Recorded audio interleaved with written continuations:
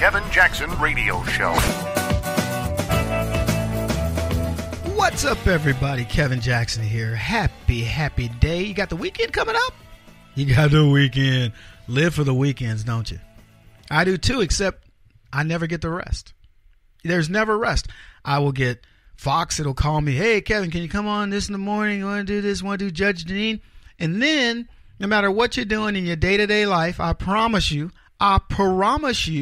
there's something the left is going to do to offend you to where you will lose your sensibilities about yourself, lose your religion, as my grandmother would say, and you're going to find yourself thinking politics. When do we get away from it? I got away from it for almost a week in Vancouver, tried to, and even while we were there, people were practically climbing on each other's shoulders to get a signal so we could check our phones and see what was going on in the world. Because and here's the deal. When I got back, Melissa told me, she says, your interviews weren't as crisp because you took time off. I had lost, I got ring rust. You can't even go away without getting ring rust. I hope my interviews haven't been as bad. I find myself right now stumbling. See, I just did it just now. I found myself stumbling over my words these days. What is the deal with you, Kevin Jackson?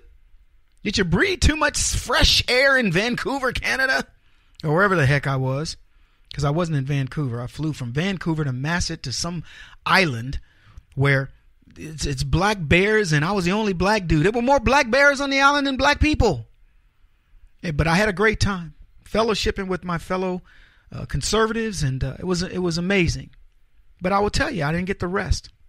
Anyway, I'm glad to be back with you folks. Kevin Jackson's who you're listening to. It's Kevin Jackson Show, KJRadio.com. You can also call the show at 844-551-8255, and I hope you do.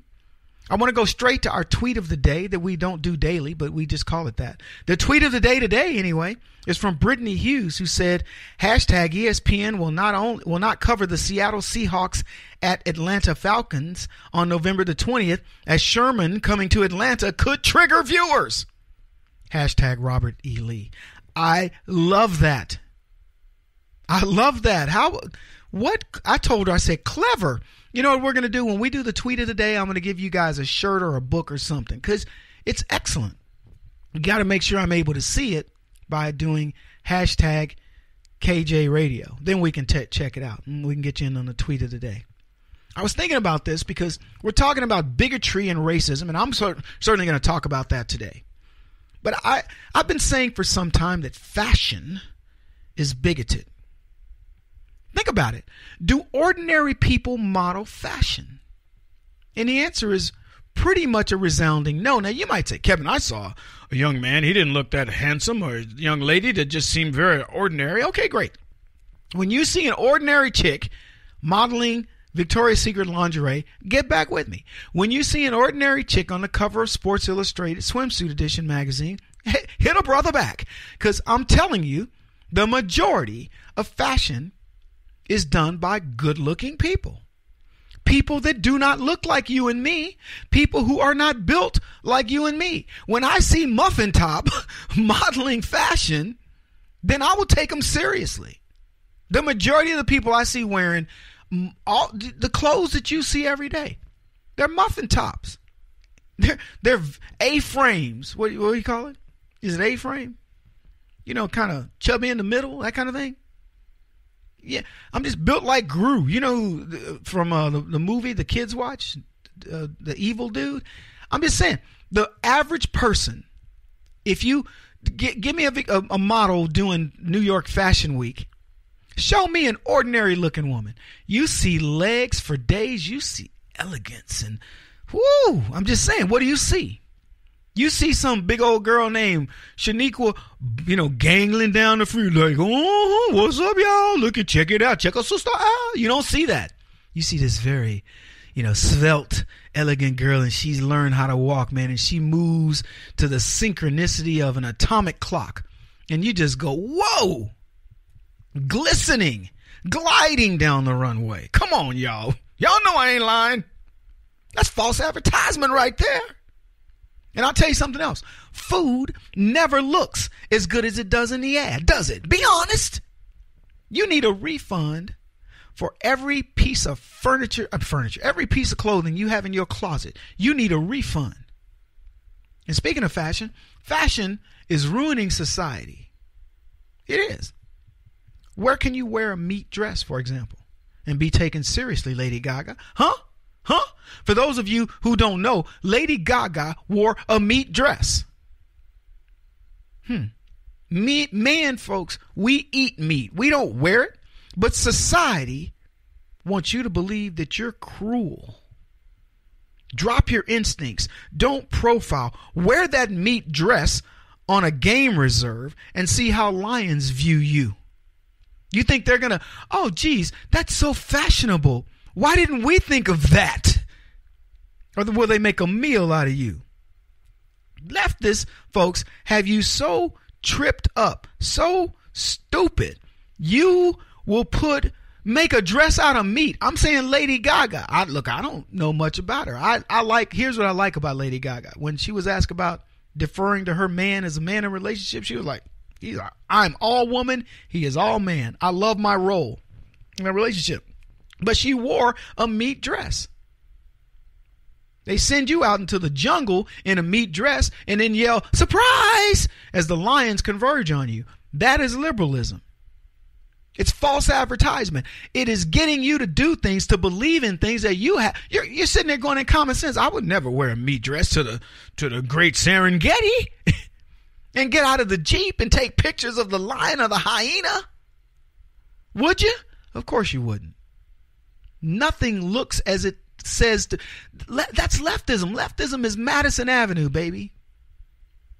That no matter you look through the Sears catalog, I don't care what dress you pick, it ain't gonna look like that on you. I don't care what slacks you wear, guys. It's not gonna look like that on you. 2% of the world will look good in what the world tells you looks good. But they don't call that a lie. That's the truth. Don't misunderstand me when I say we all want to look our best, but they should tell you the truth about it. You don't. You don't look that good. Fashion is supposed to give you a false sense of reality. You know, if I wear that, I'll be, that in a bag of chips. That's a lie. You're lying to yourself. And by the way, if you do happen to find some good fashion, the average person underneath it, when you take it off, you know what you look at? You go, ooh, I don't look that good. I'm glad this fashion covered me up. So, and don't misunderstand me. I get it. We all want to look our best, but I'm just saying it's true. It's not always truth in advertising. Lots to talk about. This is the Kevin Jackson Radio Show. Do you owe back taxes to the IRS or state? The secret to avoiding the IRS nightmare is to seek professional representation. My friends at Security Tax Associates provide the most cost-effective and ethical representation in the industry while helping to avoid seizures, levies, and wage garnishments. Security Tax Associates is here to ensure that the appropriate steps are taken to permanently eliminate any possibility of future tax burdens once and for all. For a free, no-obligation consultation, contact Security Tax Associates, 844-779-4177. That's 844-779-4177. 844-779-4177. Or visit them at securitytaxassociates.com.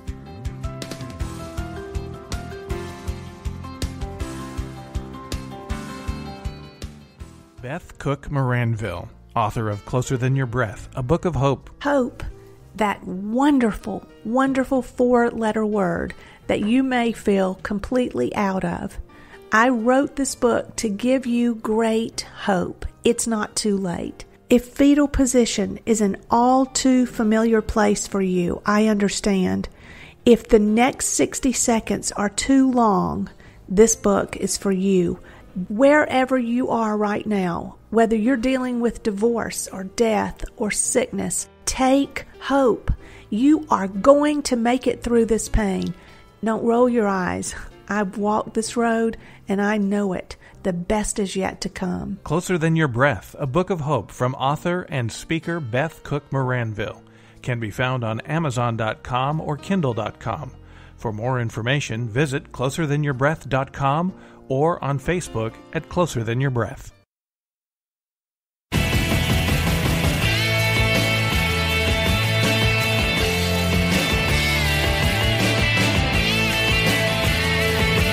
This is the Jackson Radio Show.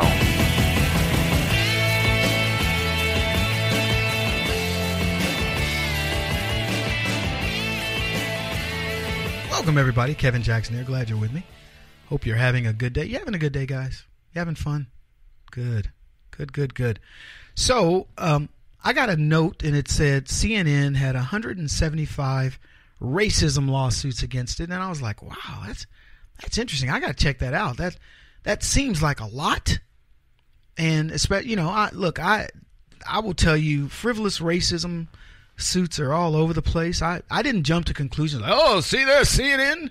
I went out and said, I want to research it and see what's going on. And I did. And I want to just read you this. And we discuss it. I want to, CNN's got its problems, but I don't know if race is one. They're based in Georgia, Atlanta, Georgia. Could be some shenanigans around what I'm about to tell you, but we'll see. So anyway, it says this. A federal judge in Georgia has blocked out a lawsuit against Time Warner that alleged rampant racial discrimination at some of its television networks, including CNN and TBS. On Tuesday, the case was dismissed, and the judge's remarks that any amendment would be futile. The lawsuit came from Celeste Henley, who says she worked at CNN for 7 years, and Ernest Colbert Jr., who worked at TBS for 2 decades. Together, they brought individual civil rights claims as well as punitive class action ones that aim to challenge an alleged pattern and practice of racial discrimination in performance evaluations, compensation, and promotions and terminations. Attorneys for the plaintiffs suggested there were hundreds more who would join the lawsuit, and upon such news, the case gained notoriety in conservative-leaning circles. And I'll just stop it there because the rest of it's pretty incidental.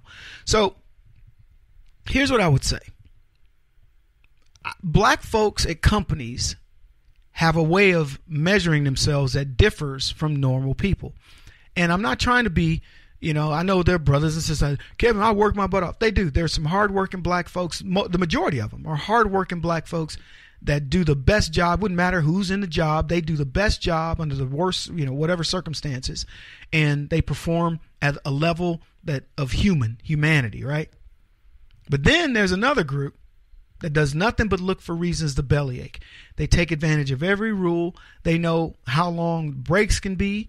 They know when to punch the clock to get the most time credited to their time card. I can tell you song and dance. And by the way, this isn't limited to just black folks, but I'm just saying black folks, black leftists, let's just be clear, have a tendency to look for ways to take advantage of a company versus saying, you know what, this company's done well by me.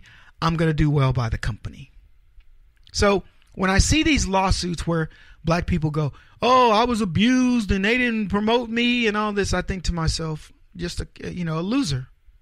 Somebody who couldn't hack it and didn't figure out soon enough that they had to actually be good. Maybe they got hired on affirmative action or something, but they got to be good. And now they're mad. They're belly aching. Wishful thinking now. Wish I had done better, done more at the job. Wish I hadn't been so this or that. Didn't have an attitude. My sister's a good example. I mean, she's good at what she does, but she's very sullen sometimes. And she's been in a job a long time, and she's an IT person that, on a level 4 help desk. She's very sharp, but she gets jaded.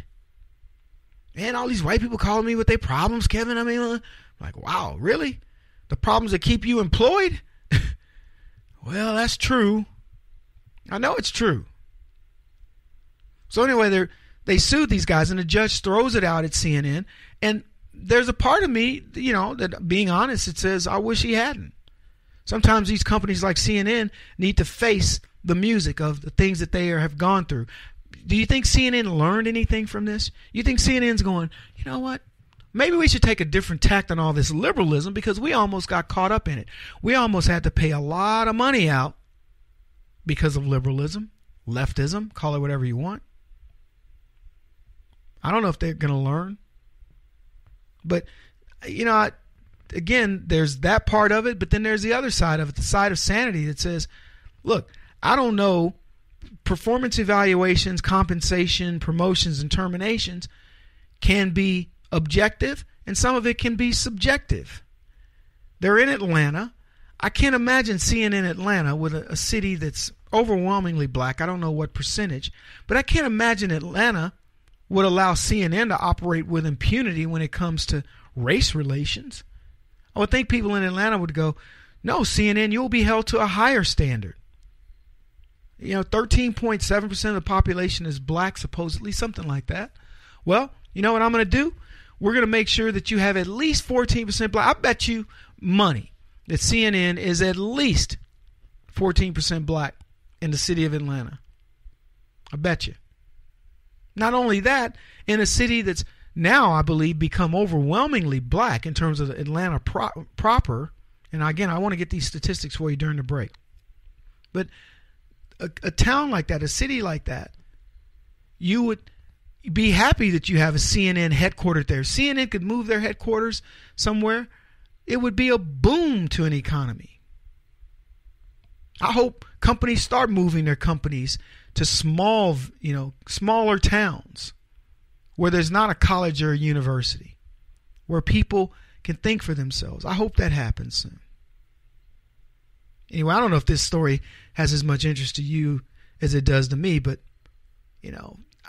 because I am on both sides of this. Anyway, let's move on, because I'm maybe you guys don't even seem interested. Producers, and y'all are the ones who found me this story, so there you go. House Minority Leader Nancy Pelosi. 30-year slumber last week. She woke up from it and decided to be outraged by Confederate statues. Think about that. All these leftists, the people who these statues are built in honor of, their fathers and forefathers. Well, there would be forefathers, yeah. These are the people that are now complaining about the statues. And Pelosi finds the statues reprehensible, and she wanted Ryan to remove them. But it turns out her family tree history makes her outrage a bit awkward. As I read this, Red Alert Politics dug up a bit of history to find that the Pelosi's own family, Thomas D'Alessandro, I knew she had some Latino in her, dedicated a statue to the Confederate General Robert E. Lee. Here's what he said when he was mayor of Baltimore. Today, with our nation beset by subversive groups and propaganda, we seek to destroy our national unity.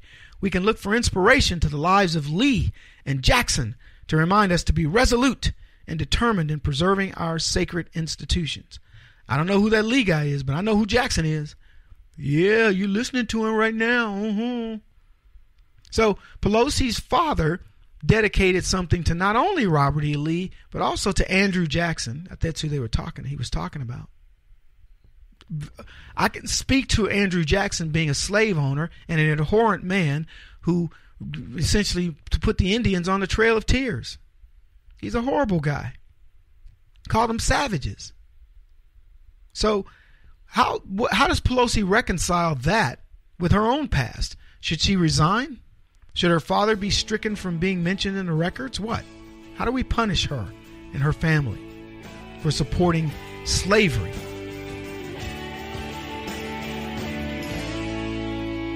This is the Kevin Jackson Radio Show.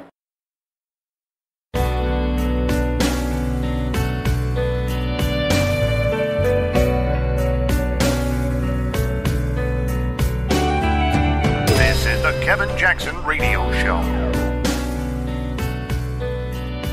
Trump has got to get on the TV and tell his supporters that violence in the political process in America is not acceptable. End of discussion. Let me, 1 second, Ronald. I'm sorry. I just want to play devil's advocate for 1 second on this. Some of your supporters in Chicago were acting violently as well. And I have to say, the guy who rushed the stage yesterday at Donald Trump voted for you. Now, I know you're not encouraging the violence, but you need to tell your supporters. Millions of people voted for me. If I have to take responsibility for everybody who voted for me, it will be a very difficult life. Welcome back, everybody. Kevin Jackson here.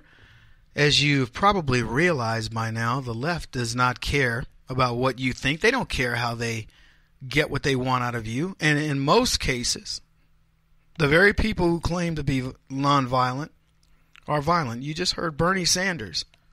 He gets asked point blank, this guy did this in the name of you. I can't be responsible for that. if Donald Trump says that, he's a scapegoat. He didn't apologize quickly enough.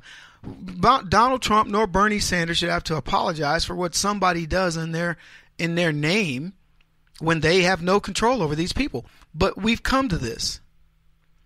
But what it shows you is the level of accountability. We know with all common sense, there's nothing you can do to control a group of people who support you.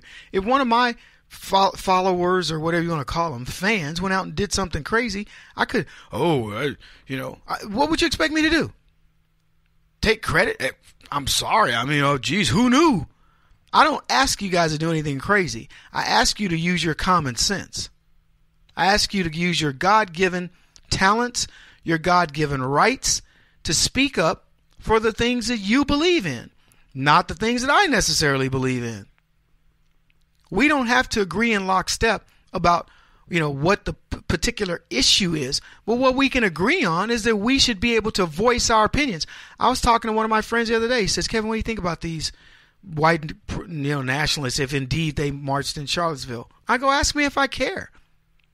It's their First Amendment right. We disagree that white people are the end-all be-all. I don't believe in white nationalists, black nationalists, brown nationalists. I believe in nationalists. I believe in people who love America. And in other countries, they look at me and go, look at that old pro-American guy over there, and probably have disdain. But I'll tell you something. I see a person from Poland or Czechoslovakia and Kevin, #1 Czechoslovakia, whatever. Congratulations. I'm not mad at them. Voice your opinion. It happens to be wrong. America's #1. But voice your opinion and be a proud Czechoslovakian. I'm not mad at you for it. I don't want to shut you down. I don't want you to feel like you are you're under siege potentially because our ideas differ. Our ideas differ because we're different people. But what we should be in agreement on is the fact that God gave us all mouths, generally gave us a voice, the ability to understand one another, and we should be able to articulate a message. But the left doesn't want that. So Bernie Sanders, as duplicitous as he is what leftism represents, is the duplicitous nature of man, says there should be no violence in politics. Politics should be above this. Okay, let's not have violence in politics. Oh, but Bernie, what about the violence of your people? What do you want me to take credit for that? No, I don't, Bernie. But what I don't want you to do is decry somebody else when it happens to them. I don't want you to have a double standard. And it's not just Bernie Sanders, it's all these people. They all have double standards. They all believe that their cause gives them some greater ability to speak on behalf of, insert minority or depressed group here. And it's always somebody like a Bernie Sanders. Some bourgeois white guy. And then Bernie, Kevin, he's a socialist. He's poor. He's not poor. He's a bourgeois white guy. A guy that has made money on pretending to be inept at something. He's not inept. Bernie Sanders doesn't want to spend the time to learn to do something great. Kevin, he was a horrible carpenter. Okay, so what? I might be too. How's he at staining wood? How's he at putting on handles? How's he at decorating? How's he at mowing yards? I don't know. Bernie don't know, don't care. He doesn't care. Bernie Sanders squandered his abilities and became a politician who preached on the poor people, the poor this, the poor that. He's rich. You think he's ever going back? These people that preach about tolerance and getting along with fellow man and peace and harmony are the most crooked people. They will beat you to death over what they want to achieve in life. It's unbelievable. Donald Trump issued some visa sanctions. I'm shifting gears. I'm a little bored. I'm not bored, but maybe I am. You guys bored? Am I boring you? If I am, you can let me know. It's okay. You know what? You know what's boring to me? The same old stories. The same old. When does it end? And I have an answer. We set up a trust. You can donate to it. I don't have the details for you yet. But we set up this trust where you can donate and say, Kevin, end it. Put your money where your mouth is, black man. Go end it. Go end this idea that everything around us is racist. You get a guy, maybe we should talk about that before we get into what Donald Trump did. Let's talk about this guy. He's from Antifa. And you won't believe what he says is racist. Talked about it on a friend of mine's show and decided to cover it here. Let's play the clip. So Cracker Barrel, thanks for getting back to us with our messages and our tweets. Of course that didn't happen, did it? So you probably also remember me from a video I sent you about 3 weeks ago, which you failed to respond to as well. Of course, I'm sure you do remember me. Blame this on yourself, honestly. Blame this on the fact that you're too cowardly to have any kind of response to somebody calling you out on your shit. I have to take this to a public level now. Too many people have been asking us lately about what's the deal with the racist undertones involving your restaurant. And so let's start with the rocking chairs, because that seems to be on everybody's mind lately. The rocking chair kind of invokes this period of time, right? It's you have just your farmhand whittling wood in the evenings, sitting in front of his plantation house. It's kind of this whitewashed Norman Rockwell-esque kind of image you're supposed to get out of it, when in fact it was always just some racist farmhand or farm owner who was doing this while slaves were chained in their bunkhouse. That's right, America. An Antifa white guy is going to come to the aid of black people in the form of Cracker Barrel and their rocking chairs. Rocking chairs. When I think of rocking chairs, I think of somebody rocking their child to sleep. That's what I think of. But this guy has evoked Civil War, antebellum South imagery in order to protect black people from Cracker Barrel. Which, by the way, I jokingly say, they tell you what's there. It's a Cracker Barrel. What else do you think you're going to find in that barrel? If black people eat a Cracker Barrel, believe it or not. And it's good food. It's nostalgic. It's a throwback, a time of, it takes you back to yesteryear. Little gimmicky candy and, stuff like that. It reminds you of an old town country home. And this Antifa, little white snowflake, sees Cracker Barrel as a place of oppression. I just want you to understand how bad it is on the left. First of all, I don't know how you come to this. Cracker Barrel sells food. It's a restaurant. It's a themed restaurant. What themes can you... Barbecue. Oh, there be barbecue, Kevin. That takes me back to the days of slavery when people was barbecuing Negroes. What in the world are we... Folks, this is how crazy the world is. A white guy argue. And it's funny. Cracker Barrel has been around. I don't know how long it's been around. When I discovered Cracker Barrel, I legitimately just thought of... I literally thought of the joke I just said. But when I went there, I loved it. The old toys that they had, I was like, man, you remember this toy? I was telling my sons, hey, you don't remember this toy, but Dad used to play with this little spinning top or this whatever. It was amazing. The food is good. It's not great, but it's good. And it's a little drop of nostalgia. I never went into a Cracker Barrel going, ooh, yeah, I don't know. Can we go in there? It says crackers on there. What should we do? I went in. My friends are like, have you ever eaten a Cracker Barrel, Kevin? No, you should go. It's really good food. Oh, cool. Okay, I'll go. I never thought of anything. This is where we are. And it gets worse. This guy, and we'll play it because we're going to run out of time this segment. I want to play not the rest because we'll play about another minute and a half of this clip. It gets far worse. This is an illness, folks, a mental illness. These are people that look for racism in places that you go, surely you're joking. Kevin Jackson on the Black Sphere Radio Network. Do you owe back taxes to the IRS or state? The secret to avoiding the IRS nightmare is to seek professional representation. My friends at Security Tax Associates provide the most cost-effective and ethical representation in the industry while helping to avoid seizures, levies, and wage garnishments. Security Tax Associates is here to ensure that the appropriate steps are taken to permanently eliminate any possibility of future tax burdens once and for all. For a free, no-obligation consultation, contact Security Tax Associates, 844-779-4177. That's 844-779-4177. 844-779-4177. Or visit them at securitytaxassociates.com.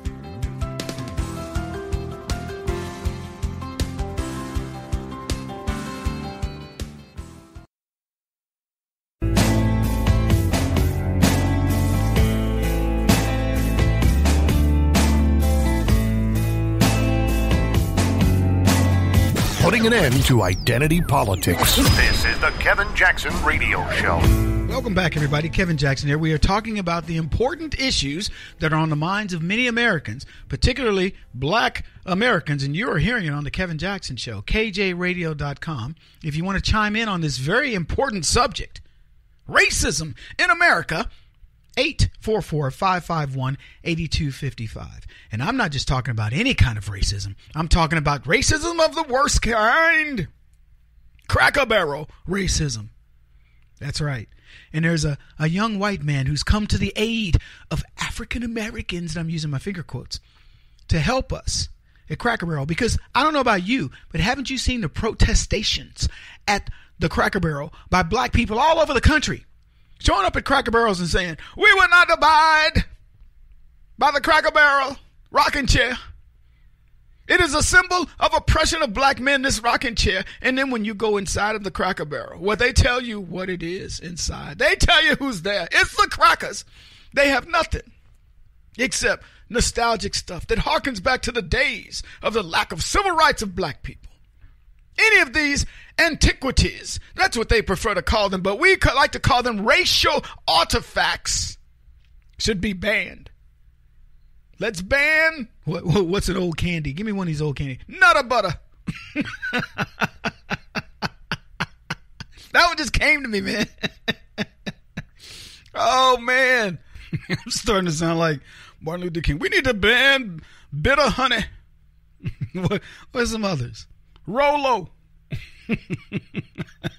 Baby Ruth. You know Baby Ruth was a racist, don't you? I have a dream that we get rid of all the chocolate candy. Wait a minute. White chocolate. I have a dream that one day candy will be judged by the content of its sugar and not by the color of its caramel. I have a dream today. Oh, man. Now we're starting to have fun. It's dangerous here when you start to have fun. But we are. Oh, my goodness. So what else we got? Well, I want to play this clip. I want to play the rest of this guy's clip that wants to save black people, from Cracker Barrel. So let's start at where we left off at that other one, and then we have a second clip. Here it is.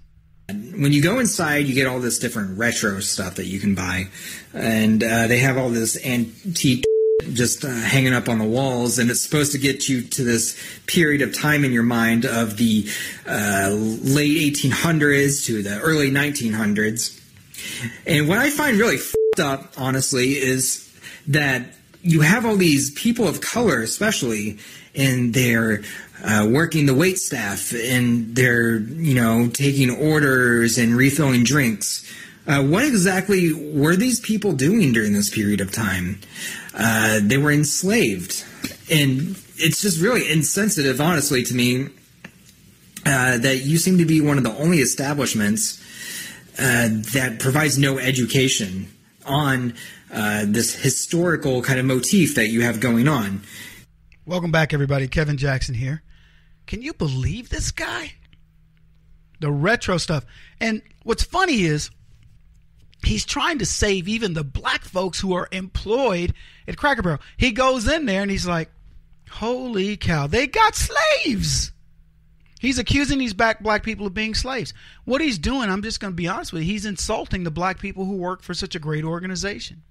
I don't know how many black people Cracker Barrel employs. I'm sure there's some government agency that's keeping tabs. I wouldn't care if Cracker Barrel only hired black people and put them in Aunt Jemima outfits and period garb, overalls. My grandfather wore overalls his whole life. It would make me feel nostalgic. But he's got to find something racial in it. These black folks have a job. He should be happy. He can't be happy. How could he be happy? They can't be happy if he's not happy. How dare these people go fill out an employment application at a place that sells rocking chairs, and then when you go inside, aside from the front that you see when they, the rocking chairs on the front porch, when you go inside, these rocking chairs, there's more than just rocking chairs. There's all this nostalgic stuff. Sugar babies and other kinds of candy and period garb and old toys. Oh, and by the way, Cracker Barrel is a restaurant that serves good food. But that's not enough for him. He's got to find something to be upset. But it gets better. I wanted you to hear the last part of his commentary. Perhaps we could do something positive with this. Perhaps we could move the conversation a little more proactively. Maybe on social media, we could start a hashtag. Hashtag racist rockers. How about that one? Hashtag racist rockers. And hopefully, Cracker Barrel will finally be labeled for the people that they are, glorifiers of racism and colonialism and sexism and a lot of other just types of bigotry that they are just a larger part of the conversation that we've been having with things like the Confederate monuments and everything involving the cultural appropriation, especially during Halloween. Oh, man, welcome back, everybody. Kevin Jackson here. He had me up until the point where he started talking about Halloween. Did he have you? Cultural appropriation. Cracker Barrel is, man, who knew the seeds of black man's injustice was centered at the Cracker Barrel restaurant? Wow. Cultural appropriation and, of course, Halloween. And he says it so matter of fact. Halloween. Just when I thought he wasn't a kook, he adds the Halloween thing. Oh, wait. We got breaking news coming. Hold on. What's that? Give me 1 second, folks, on the radio. Let me give my producer saying something. What's that? The rocking chairs at Cracker Barrel are painted white. Oh. Well, that adds a new dimension. Who knew that see, I was jumping on this guy, but now I find out Cracker Barrel actually paints their rocking chairs white. Well, there you go. I stand corrected, my brother. Who knew these people were as racist as I thought they would be? If they had left it the raw wood, you see, we would not have to have a problem. There would be no black nationalists coming out of me right now. But no, Cracker Barrel had to paint their doggone rocking chairs white. Well, that's an affront to humanity, especially to black humanity. What is Cracker Barrel trying to say? See, if you have a raw wood rocking chair, I could forgive you for this. Perhaps you are rocking your baby to sleep, or maybe your pet, who is a lap dog, is sitting with you as you gaze upon the plantation, the manor, the white man in control of the manor. But when you paint your rocking chair white, you are making a statement. There can be no misunderstanding of what you are trying to say. That you prefer the color white rather than the natural color of wood, which would be brown, ergo black, therefore, and hitherto, hence, whereas it is, you are a racist. Oh, I'm just having fun. What? Come on, the weekend's coming up. It's time just to enjoy ourselves. I just find it interesting that people take white people, in particular leftists, not you white people listening to me. Y'all are the good white peoples. But these leftist white folks, the Janine Garofalo's and her ilk, they take it upon themselves to save black people. And the stuff they choose, look, what are you if you eat at a Cracker Barrel and you're black? Are you a sellout? Did he talk about that? Look, I don't have all the details around Cracker Barrel. I don't. Only thing I know, there was a lawsuit at one point. Wasn't it involved? I don't know. We can look it up. But all I can tell you is every time I go in there, I get really good service. The food is good. Maybe it's a little slow service at times. I just kind of remembering back. But I've eaten at enough of them in a cross section of the country to go, this is a good chain. And it amazes me. And I was telling a friend of mine, don't dismiss this guy as some kook. Like, oh, surely nobody believes this. This is just, one guy's, pipe dream. No, folks. There are people that truly believe like this guy. Don't think of him as being anecdotal. He, in much of the time, leftists believe like this guy. It really is sad to say.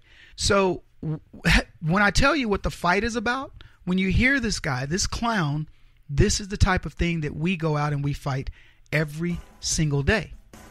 And if you take him lightly and you just laugh it off, you'll find yourself asking, why haven't we banned the rocking chair? He won't stop until he's the top-rated radio talk show host in America. What kind of weird competitive freak are you? This is the Kevin Jackson Radio Show.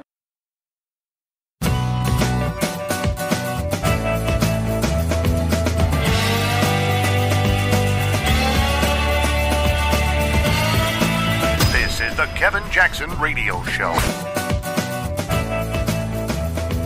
What's up, y'all? Kevin Jackson here. It's Kevin Jackson Show. KJRadio.com. You can reach us by phone at 844-551-8255. Now, I'm going to take a moment and have you write that down. Jot that down. 844-551-8255, because you do want to call me sometime. And you've been wanting to do it. You're like, I'm going to call that dude. I'm going to call that brother. I'm going to have a conversation with him. And you may have used a different voice, but you've been dying to ask me a question. Kevin, how did you get your head so clean shaven? Do you shave it every day? What do? Do you put on Nair? You want to know. They're driving questions. Some of them even political. Like, Kevin, have you ever been a Democrat in your life? Heck to the no. I don't know what it is, but give us a call. Or you can write us at KJRadio.com. Promote our work if you like what we do. Hey, just out of curiosity, you going to the fight? Mayweather-McGregor? What are you guys thinking? What are you thinking on this fight? Don't even look at me, because I'm gonna give you my opinion afterwards. I want to know what my producers think. You think Mayweather, McGregor? You McGregor? You Mayweather? Which one are you? You don't know? It's up in the air. Okay, what about you? McGregor? It's a boxing match. You know that they're not going to fight in the octagon, right? Yeah. Okay. McGregor? I don't even because the audience can't hear you. I don't want us to just have this conversation. But I don't know how somebody could pick McGregor, because he's not a boxer.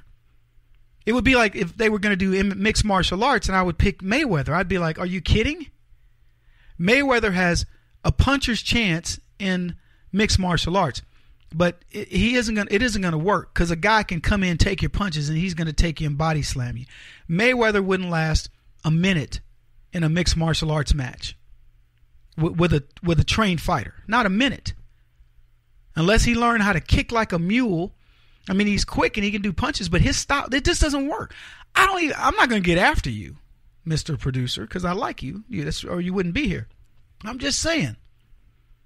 So let me ask you this, because I suspect something is amiss here. Did you bet early on McGregor when the odds were pretty good? Yeah, that's what I thought. So you kind of have to go for it. There are some people, pardon me, I've developed this stupid little cough, and it's bothering me, seriously.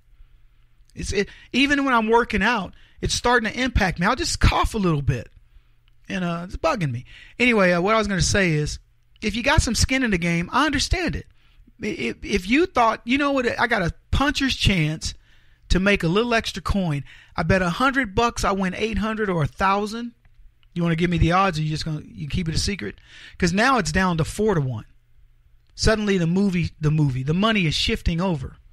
I was going to say moving for those of you who were wondering why I said movie. I'm moving. The money is moving over to the other side. It was heavily for Mayweather. Suddenly, and I'm sure the Vegas oddsmen, they don't like it. They like an even amount, because they got that little bit in the middle. So they like an even amount. And I'm sure they're glad to see it shifting over. I'm going to tell you right now, what's his name? McGregor, the white cat. McGregor has a puncher's chance. That's it. Meaning Mayweather makes a mistake, which he doesn't make very many. The only time I saw Mayweather get hit to the point where I thought, was he fought that other quick black dude. He retired. The guy was represented by his wife. And I can see his face, and I cannot remember his name. He had dimples, big smile, big teeth, kind of like chiclets, big old chiclets. Anyway, that dude punched Mayweather. It was considered a good fight. It was built up to be the right type of fight, and it was. And by the way, the guy looked just like his dad, a younger version of his dad.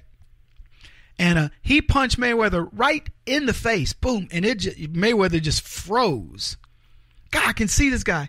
Anyway, that was the closest I've ever seen Mayweather come to getting beaten, because if he hadn't gotten his snap pretty quick, he would have got knocked out. God, I can't remember that guy's name. I'll try to remember during the break. But long story short, McGregor's got a puncher's chance. That's about it. And then he's in trouble. Because, look, Mayweather's 40 years old, but he's got muscle memory and of a kid. He's still faster than McGregor, and he's got muscle memory. Now, somebody said Mayweather's arms are longer than McGregor's. I don't know. So that means he can keep him at the end of a punch. But here's the deal. Because people tell me, well, Kevin, he doesn't punch that hard. It's spoken like somebody who's never been at the end of a punch.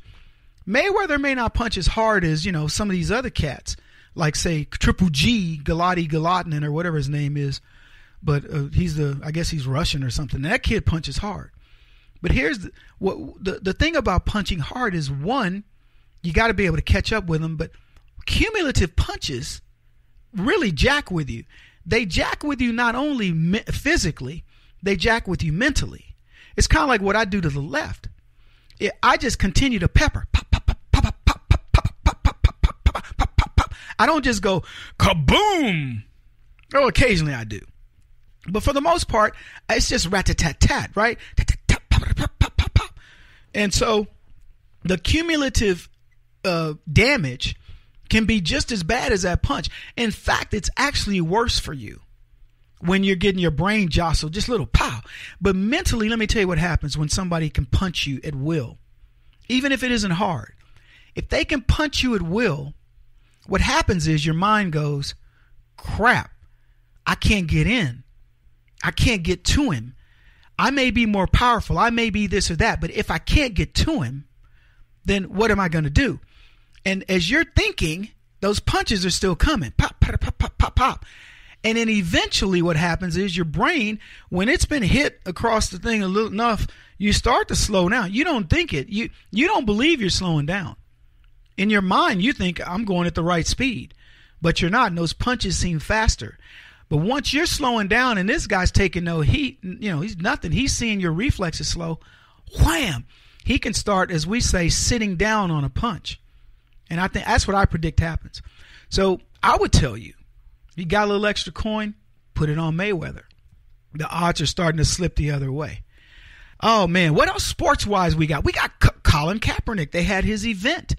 What you guys think about that? That's over now a couple days. What do you think? Were you riveted? Did you donate money to help little Colin?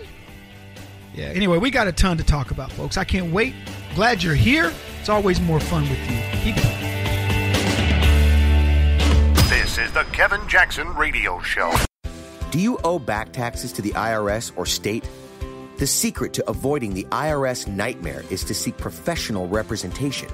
My friends at Security Tax Associates provide the most cost-effective and ethical representation in the industry while helping to avoid seizures, levies, and wage garnishments. Security Tax Associates is here to ensure that the appropriate steps are taken to permanently eliminate any possibility of future tax burdens once and for all. For a free, no-obligation consultation, contact Security Tax Associates, 844-779-4177. That's 844-779-4177.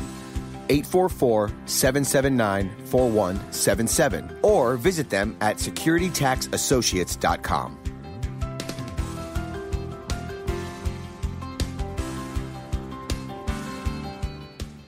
Beth Cook Moranville, author of Closer Than Your Breath, a book of hope. Hope, that wonderful, wonderful 4-letter word that you may feel completely out of. I wrote this book to give you great hope. It's not too late. If fetal position is an all too familiar place for you, I understand. If the next 60 seconds are too long, this book is for you. Wherever you are right now, whether you're dealing with divorce or death or sickness, take hope. You are going to make it through this pain. Don't roll your eyes. I've walked this road and I know it. The best is yet to come. Closer Than Your Breath, a book of hope from author and speaker Beth Cook Moranville, can be found on Amazon.com or Kindle.com. For more information, visit closerthanyourBreath.com or on Facebook at Closer Than Your Breath.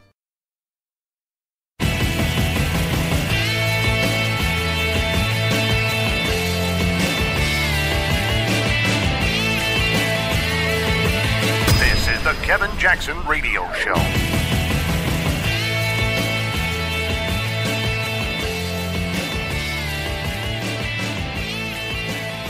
All right, everybody. Welcome back. Kevin Jackson here. It's the Kevin Jackson Show.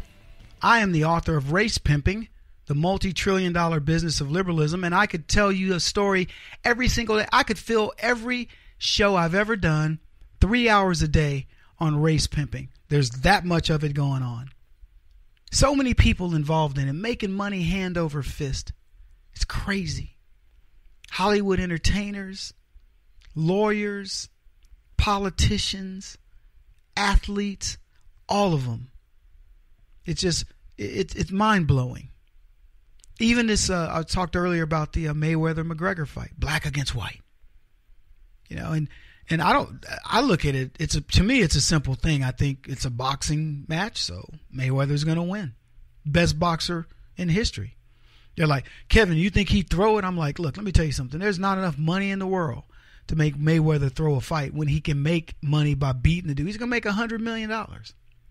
Conor McGregor, he's going to make, $50 million guaranteed. If he wins, it's 100, something like that. I fight my butt off either way. It's amazing. But people are making it racial. It has nothing. It's a sport. It's inner sport. You know, if there's a race, it's boxing versus mixed martial arts. And unfortunately, they're not using the rules of mixed martial arts. So guess what? The boxer's going to win. But I wanted to use that as a segue into this Colin Kaepernick thing. And I'm going to talk about him a little later in more depth because he had his rally. But what I want to talk about is a guy, one of the Buffalo Bills came out and talked some smack about Kaepernick. And I think he did it right. I would even love to talk to Charles Barkley about this. Has Barkley commented about this? Do you know? I mean, because Kaepernick, Barkley's got to be like me and look at this and go, what are we fighting over here?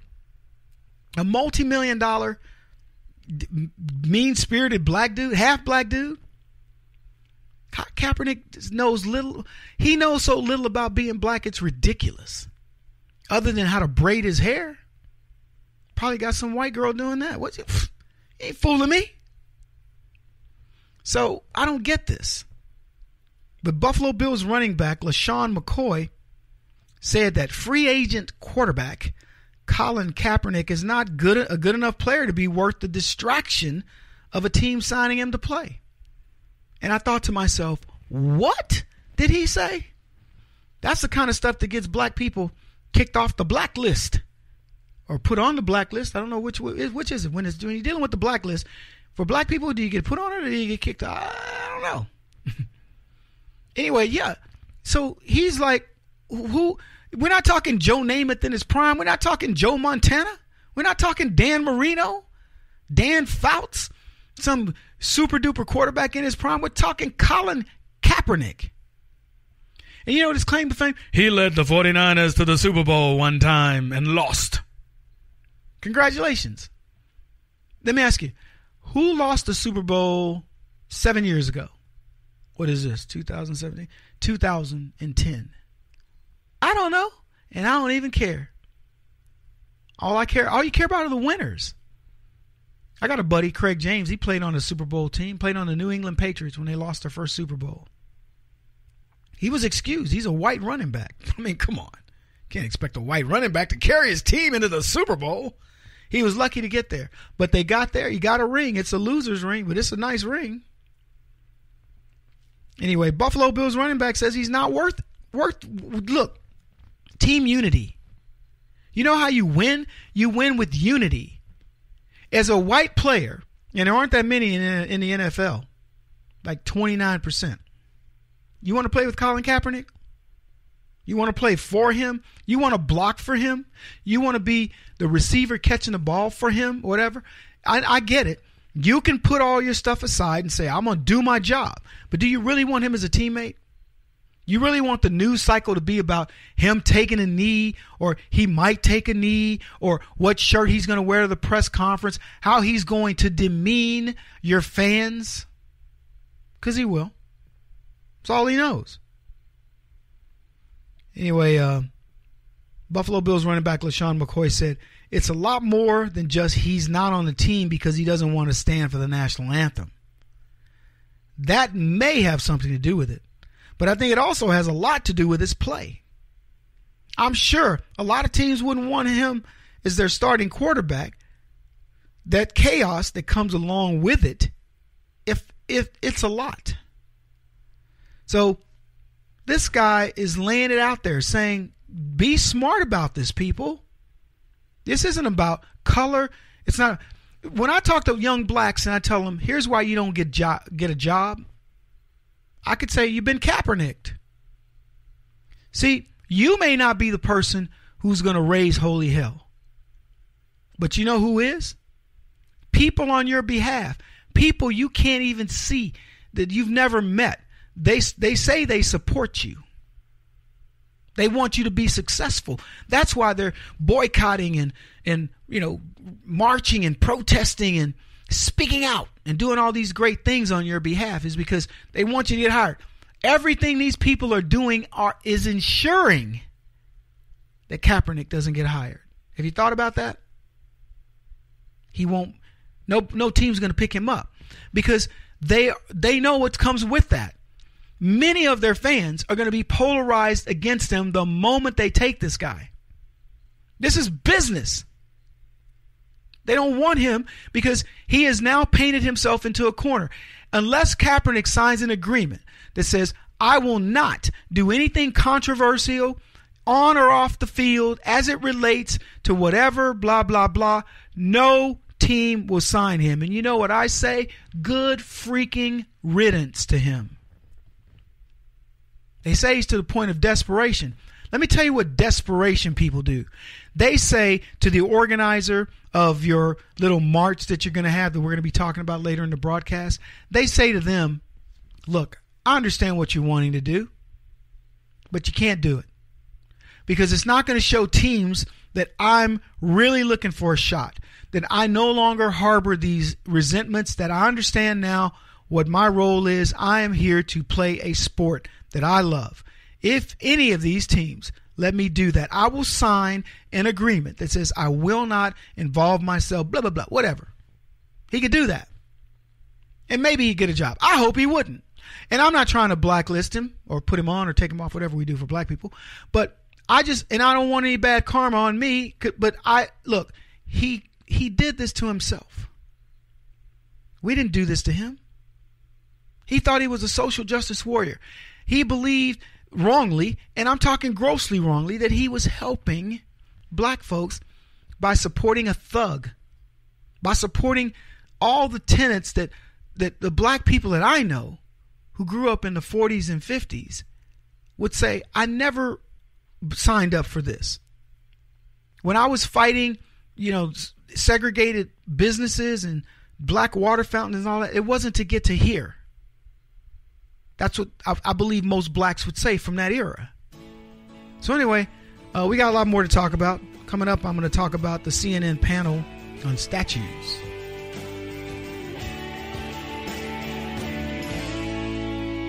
This is the Kevin Jackson Radio Show.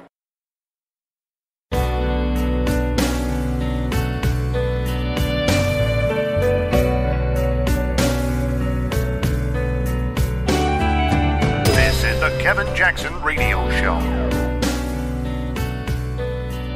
Welcome, everybody. Kevin Jackson here. It's the Kevin Jackson Show, KJRadio.com. Glad you are with me. You can reach us at 844-551-8255. And we have had a vibrant discussion around scary things for black people.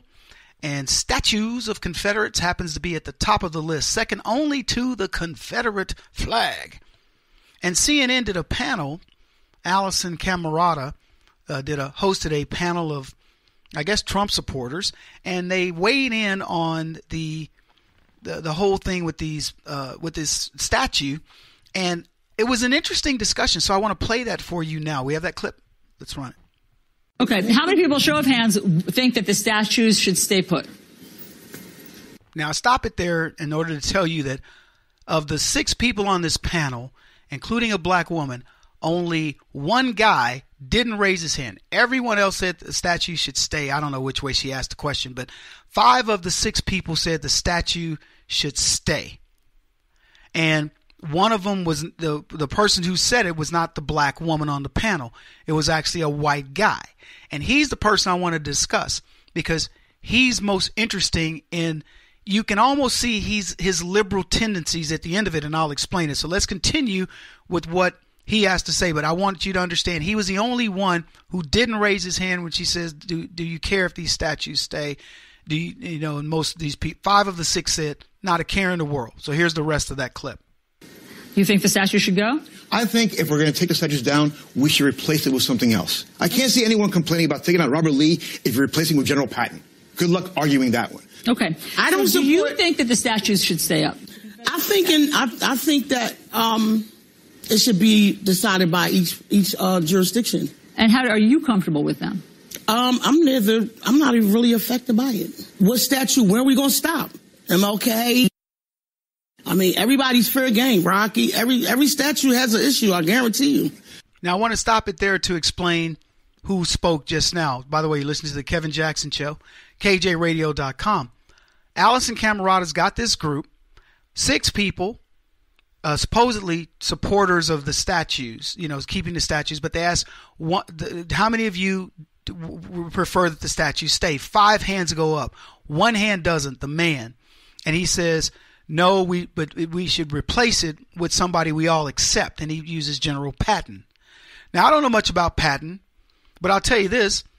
If I learned about Patton, he's a dude. He's a human being. It made mistakes. I bet you there's somebody that would say, I don't ever want to see a statue of Patton, and it's not just the Germans. So then this black chick, Allison Camerata, is shocked on CNN that this black woman's hand goes up to say, I don't care if these statues stay up. So she says, well, why you, ma'am? And she says, why would I care? She's like, and she goes on to say something really profound. Let the people of that jurisdiction determine it. Why should we have a national referendum on something that people in Richmond, Virginia have decided is okay? And so I thought it was one of the most sage comments she could make. But then she said something even more deep. Why not Rocky? Sylvester Stallone. Has he wronged somebody? Rocky, is Apollo Creed's widow going to be mad? You get what I'm saying? And of course, that leads me back to the Patton comment. What statue are you going to put up that somebody doesn't disagree with? That somebody in the media doesn't side with and say, you know what, we no longer like them. You might put a statue of Bill Clinton up. I don't care about it. But then maybe the women's movement down the road goes, you know what, we don't like the statue of Bill Clinton. He was a womanizer. He was a philanderer. He was a rapist and a sexual harasser and a misogynist and a host of other things. Why not tear his down? Why not tear down his library? I asked the people at the University of Texas, why don't you go to tear down the LBJ library? He was a racist. And even though the history has rewritten LBJ as a person who's for civil rights and all that, it was nonsense. It's a vile racist. What about FDR? What about Woodrow Wilson? What about Harry Truman being a member of the Klan? Oh, well, he only did it for political purposes. Well, who cares? I don't want any statues of any of them. And why not Martin Luther King? There's all kinds of rumors about him. Who doesn't want his statue up? As a black lady said, where does it stop? Now I want to play the rest of this clip. You know, we have 100 years of more heroes that if you want to, if that's what you want. But I'll tell you what, the Civil War is considered the war that has the most American casualties in history. And that's because both sides were considered Americans. Of course. It was our Civil War. Yeah, so they're both considered Americans at death. When it comes to counting numbers of how many died in the war, they're all considered Americans, not traitors, not the other side, not the Confederates in the United States. To this day, there's still people that have relatives that fought in that war on both sides. We have families that fought on war on both sides. Exactly. But despite that, you think the statue should come down? I think it's up to the cities. Put something else that represents America, something else we can be proud of, if that's the problem. If that's really the problem. Welcome back, everybody. Kevin Jackson here. So that was the same guy that said he wanted the statues to come down, who then defended the Confederate soldiers. And he was right. It's the same thing I've been saying. Why are you mad at the Confederate soldiers? These are guys that fought in a war because there were two sides against each other. And when the governments of the Confederacy and these United States decided they were going to go to war, the Southern boys said, they called it the War of Northern Aggression. They said these Northerners want to come down here and change your way of life. Most of the overwhelming majority of the young men who fought on behalf of the Confederacy did not own slaves. They were no closer to a slave than you. But they were fighting because they were told, look, we got a divided nation here, and we got to go to battle. And they did. But it had nothing to do with the things that we believe. And why should we completely whitewash them from history just because they lost? And all of a sudden, well, those are people, they have relatives. Of course they have relatives. Their relatives are members of the United States of America. And if the war ended differently, we'd be talking about a completely different set of statues more than likely. Except I wouldn't be. I'd be a slave. So I'm glad things worked out the way that they did. But what cracks me up is this guy is effectively talking himself into the very position that he claims he doesn't want to take, which is the statue needs to be gone and we need to replace it with somebody else.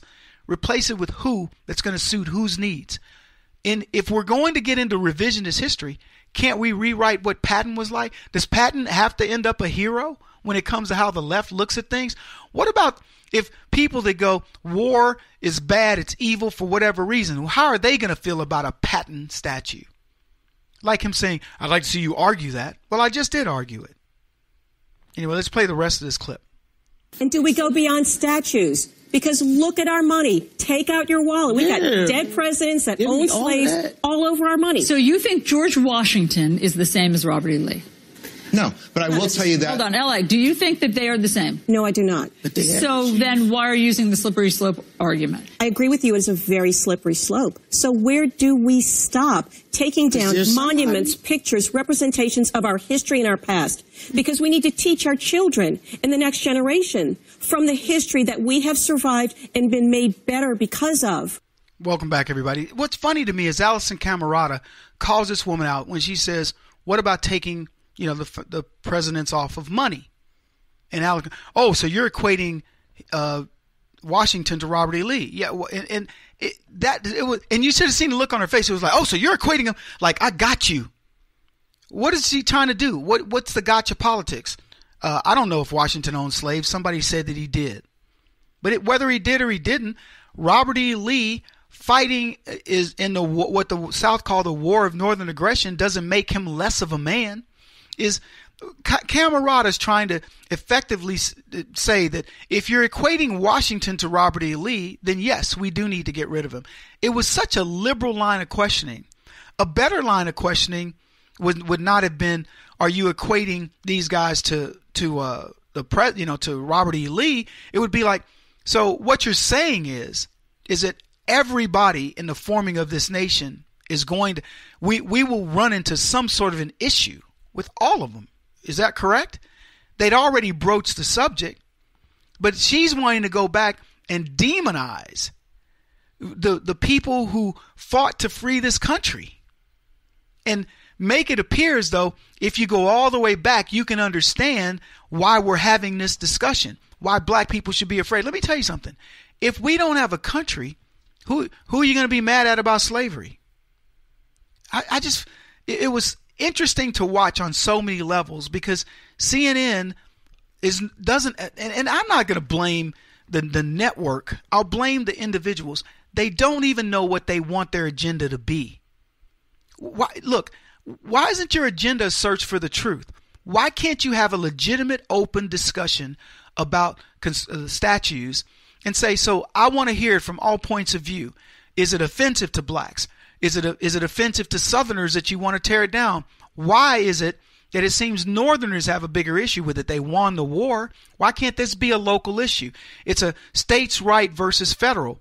Should government even be intervening in this at all? Is it an act of terror to destroy these? There are so many good things to talk about, but you can tell the agenda-driven, narrative of CNN, and that's what's sad. At least it is for me. Kevin Jackson on the Black Sphere Radio Network. Do you owe back taxes to the IRS or state? The secret to avoiding the IRS nightmare is to seek professional representation. My friends at Security Tax Associates provide the most cost-effective and ethical representation in the industry while helping to avoid seizures, levies, and wage garnishments.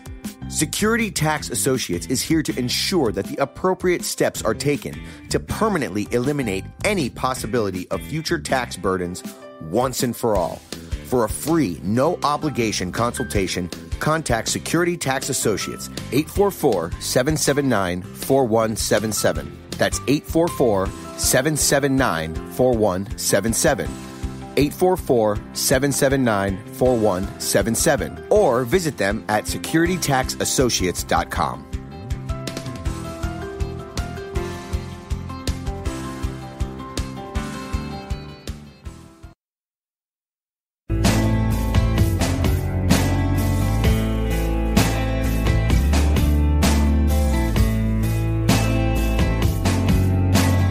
Putting an end to identity politics. This is the Kevin Jackson Radio Show. Welcome back, everybody. Kevin Jackson here. It's the Kevin Jackson Show. Did you happen to go, if you were in New York and you had nothing better to do, did you happen to go to the protest for Kaepernick to get a job in the NFL? They said 1,000 people were there protesting the NFL. I saw the video. I couldn't see more than 40. But the reporter said there's 1,000 people here, and then she later said it's between 800 and 1,200. And I suspect if she'd have kept reporting, she would have finally gotten down to less than 100. I didn't see them. Maybe they were there. And she said it was a diverse crowd. It was a diverse crowd of mostly black people. And I would venture to say Kaepernick probably paid them to be there. Would you put it past the left? Be honest. They pay for their own stuff. Hey, listen, y'all come out, I'll give everybody a free jersey or whatever. What was it? Somebody wanted to put it in the Smithsonian, his artifacts from what he did. Somebody said, was he going to put the patch of grass that his knee sat on or the part of the bench that he warms? But these people said, no. Lots of people came out to show solidarity for Kaepernick. They want him to have a job. NFL, what the hell? That was what they were supposedly chanting. NFL, what the hell? I'm reading this. More than 1,000 people, many wearing jerseys bearing Kaepernick's name. I hope they spelled it right this time. Crowded the steps outside the NFL's Midtown Manhattan offices. Kaepernick, who once took the 49ers to the Super Bowl, opted out of his contract with the team in March and remains unsigned. Let me tell you something. If you are a 49er fan, if you are a 49er player or coach, the best news you could have possibly gotten in your life was when Kaepernick said, I'm going to take my ball and go home. And he did. Go. Be gone. And it took the distraction away from the team. Jerry Jones came out and said, if you kneel on the Dallas Cowboys, you're out of here. Now, the NFL's taking a position of, if you want to kneel during the national anthem, we are not one to stop you. But coaches are coming out, NFL owners, and saying, don't do it. Don't come here and be a distraction to us. I'll get to that in a minute. Because I want to go back to the people that would dare go protest on behalf of this multimillionaire whiny baby. That's what Kaepernick is. Kaepernick thought when he exercised his right to free agency or whatever, and he left the 49ers, man, there would be a path leading to his door. NFL owners would feel pressure to sign him. Everybody would want the guy who dare stand up to racial oppression of America that has the NFL at 68% plus black. Yeah. You know what? I'm going to protest on behalf of Caitlyn Jenner. I want her to be the first woman in the NFL. And if the NFL doesn't capitulate, then we're going to boycott them. Which brings me to what these people want to do. See, they want to usurp what you do, what you've managed to do. You conservatives, we sickened of the NFL playing social engineering. And you know what we did? We turned them off. Click. We stopped buying their jerseys. The NFL is not only suffering when it comes to their TV ratings, they're suffering in their paraphernalia, their memorabilia. That's the stuff that they make tons of money on. When they can't tell you what that the revenues are this much, they go to Nike, and Nike goes, look, hey, we have to renegotiate this deal. You're not getting the kind of coverage you used to get. Everything gets hit. It isn't just a 20% drop in viewership. It's a 20% drop across the board. Everybody's watching these numbers. They want that ROI. So the NFL's taking it in the shorts. And it's because of you. You got tired of Michael Sam being flaunted in your face, the little football fairy who says, I want to play I'm playing football because I'm gay. And I predicted, of course, and rightfully so, the same way I predicted that Donald Trump would be the next president. Did I mention that? Yeah, anyway, I may mention it again. I predicted that Michael Sam would never play a down of professional football in the NFL after all the hoopla over the fairy being made. He's gay and he's in the NFL. Surprise, surprise. There are other gay people in the NFL, and they don't lead their NFL lives with their gaiety. So there you go. I'm all that in a bag of chips. Hey, did I mention that I helped Trump get elected and I predicted it? Okay, maybe I didn't. Anyway, the NFL has been trying to social engineer, and so has all the other sports, by the way. The UFC has been probably next to the NFL the most egregious on the planet when they were touting Ronda Rousey. Where's your God now, Dana White? Where's your God now? Yeah, nobody even mentions that chick's name. I'm sorry I did just now. So all I'm getting at, people, is the NFL's been trying to socially engineer. It's been for decades, just for the record, because they've been wussifying the game, number one. Secondly, they have been talking about the gays in the NFL now. And now we get to the social justice warriors of the NFL. 68% black men playing in the NFL. The sport is dominated by people of color. And Colin Kaepernick has the nerve, along with Spike Lee and some of these other nincompoops on the left, to talk about how racist it is. The NFL is not racist. See, let me explain something to you, boys and girls. You may think Jerry Jones owns the Cowboys, and he owns them on paper. Let me tell you who owns the Dallas Cowboys. The millions of fans.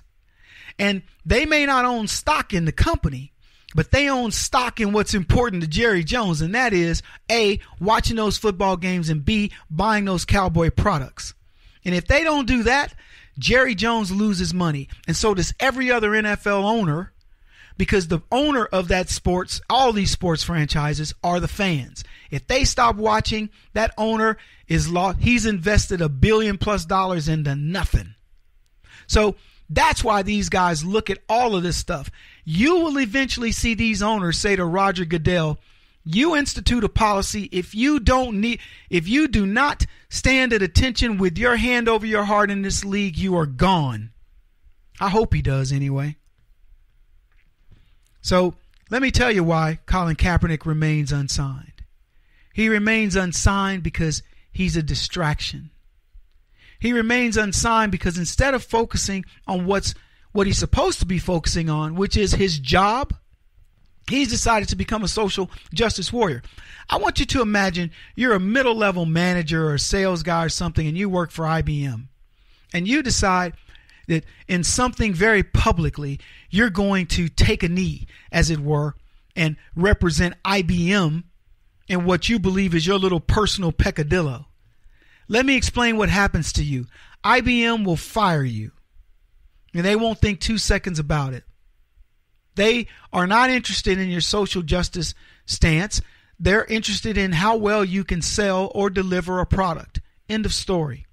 And that's all they should be concerned about. But we've now got a world where people have to be, oh, well, who's going to stand with me as I do my social justice warrior thing and I support Michael Brown, a thug who tried to kill a cop. And you know what his teammate said? Not me. I'm here to play football. Anyway, they did his event. Boycott was one of their chants. And the reason why I'm talking to you about the NFL stats going down and the money going down is now when the stats and the money goes down, they want to say it's because of Kaepernick. It's because of their support of Kaepernick.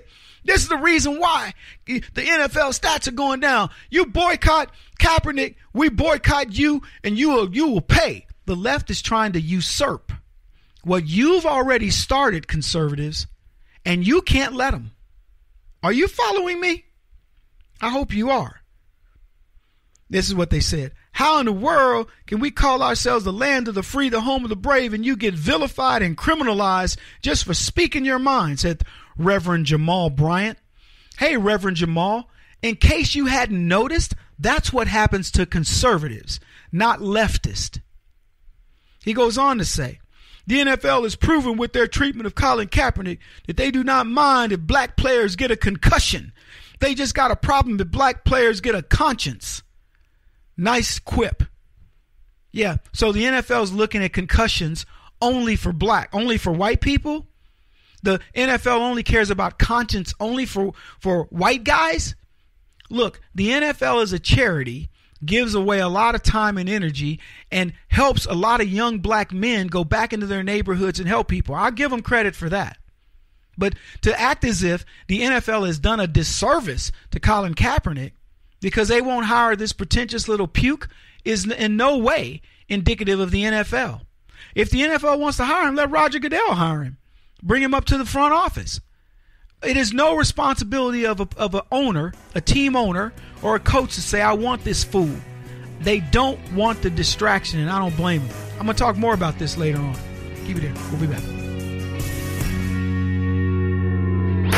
He won't stop until he's the top-rated radio talk show host in America. What kind of weird competitive freak are you? This is the Kevin Jackson Radio Show.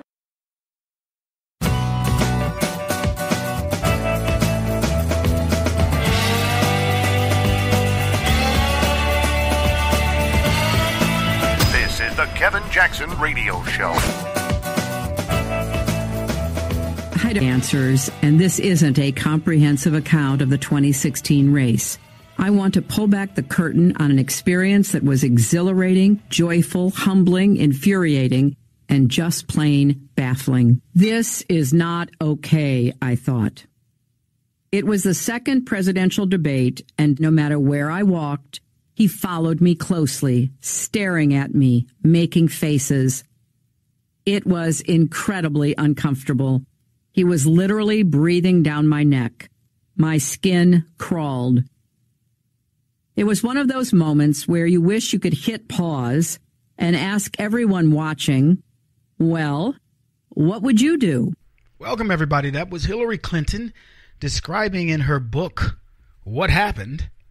This is what happened. The problem is Hillary's a liar. It didn't happen. She's the creeper. We looked at the film of that, and it was amazing to me to see. I mean, Hillary Clinton must believe that people don't, pay attention to stuff, that they just dismiss it. What happened if you see the video, Trump has just finished answering a question, then they ask a question. Hillary Clinton comes over on the Trump side of the dais, or whatever they call it, the stage, and she comes over and talks in front of Trump the entire time, and Trump stands in one place. And to hear her describe it, he was breathing down my neck. I could hardly handle it. It was like, oh!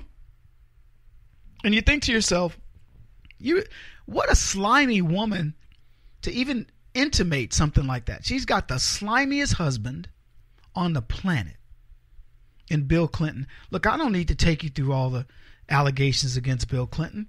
You know what they are, and if you're smart, you believe them.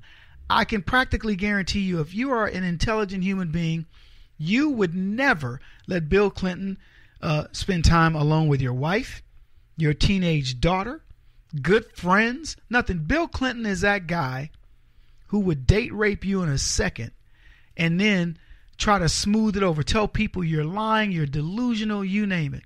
And I wouldn't even put it beyond him that he wouldn't try to do that to me, because I'm pretty cute. But, it's ridiculous to me that Hillary Clinton now wants to rewrite this book and make it appear as though Donald Trump's the lecherous dude. The other thing that I find odd is that Hillary Clinton can't sell this book without Trump. And that is, look, it was a race against Donald Trump. So it's a book, what happened when I lost to Trump. She could talk about the inside workings of her campaign. She could, for the most part, leave Donald Trump out of it. And outside of, I ran against him, but here's what happened. We thought we were going to win Pennsylvania. I swung back and went to Wisconsin because we thought of this or that, yada, yada, yada. Nothing.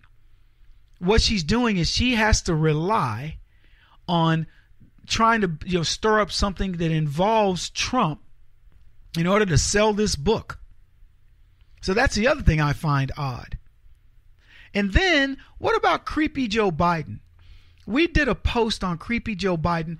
If you take the pictures of Joe Biden massaging women's, neck area, if you don't come away going, this dude is weird, I'm going to find you weird. Joe Biden scares women.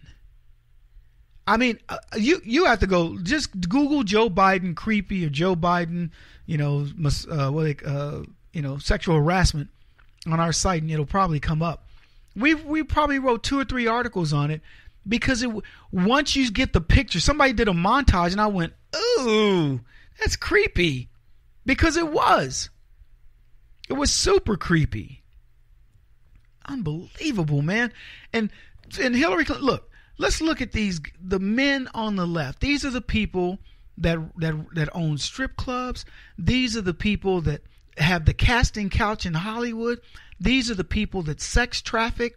I could go on and on about leftists and their treatment of women, their abuse of children, their abuse of human beings in general, man, woman, or child, when it comes to satisfying their own self-indulgent needs. And Hillary Clinton wants you to believe Donald Trump is creepy. If Donald Trump wants to be creepy, he's got the budget for it. Donald Trump is, look, I'm not going to sell you on Trump and the creep factor. Donald Trump, before he was ever president of the United States or wanting to run for the president of the United States, Hillary Clinton stood by him, wanted his money, wanted his fame, wanted to be in his spotlight the entire time she was in the public eye. So the notion that he's suddenly creepy and she wants to sell her book that way will backfire. It's unbelievable to me that she would have the gall to even bring this up. Typical of these leftists, these socialists. Speaking of which, there was a poll of socialists. And it was interesting, the numbers that came out of it. I don't have any other detail other than the numbers. I don't know who did it, why they did it, etc. But I have the numbers. And here they are. 61% of the socialists who were polled live with their parents. 48% of the socialists who were polled were unemployed. 14% of the socialists polled support free speech. 46% of socialists polled support riots. So let's look at these numbers. 61% live with their parents. So 48% of them are unemployed. You can pretty much predict those are the ones that live with their parents. But a worse scenario is 13% of those who are employed live with their parents. You get it? Because that's the math. 14% of them believe in free speech, which means 86% of them don't even believe in the First Amendment. How many of them do you think don't believe in the Second Amendment? Here's the next tidbit. 46% support riots, not marching, not protesting, peaceful protests. 46% support rioting. Now, these are people that are, I would say for the most part, but almost for the most part, are unemployed, don't believe in free speech, but believe in rioting, and 61% of whom live with their parents. They're going to bring whatever situation comes back home. Mom and Dad, can you bail me out of jail? Mom and Dad, I'm going to court for beating up somebody or whatever. This is incredible. Anyway, we got a lot to talk about today. Chappelle Nadal's back in the news. This is the Kevin Jackson Radio Show. Do you owe back taxes to the IRS or state? The secret to avoiding the IRS nightmare is to seek professional representation. My friends at Security Tax Associates provide the most cost-effective and ethical representation in the industry while helping to avoid seizures, levies, and wage garnishments. Security Tax Associates is here to ensure that the appropriate steps are taken to permanently eliminate any possibility of future tax burdens once and for all. For a free, no-obligation consultation, contact Security Tax Associates, 844-779-4177. That's 844-779-4177. 844-779-4177. Or visit them at securitytaxassociates.com.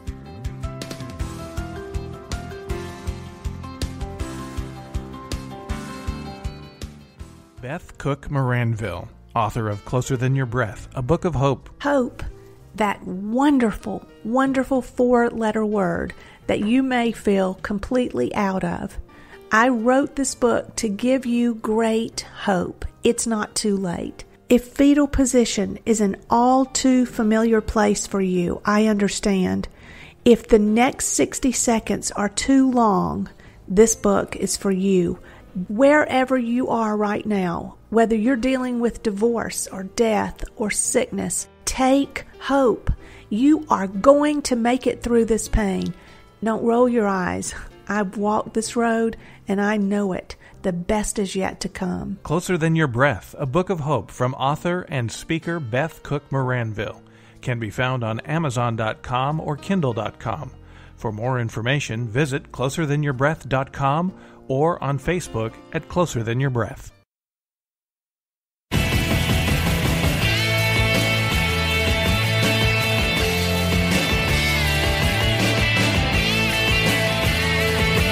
This is the Kevin Jackson Radio Show.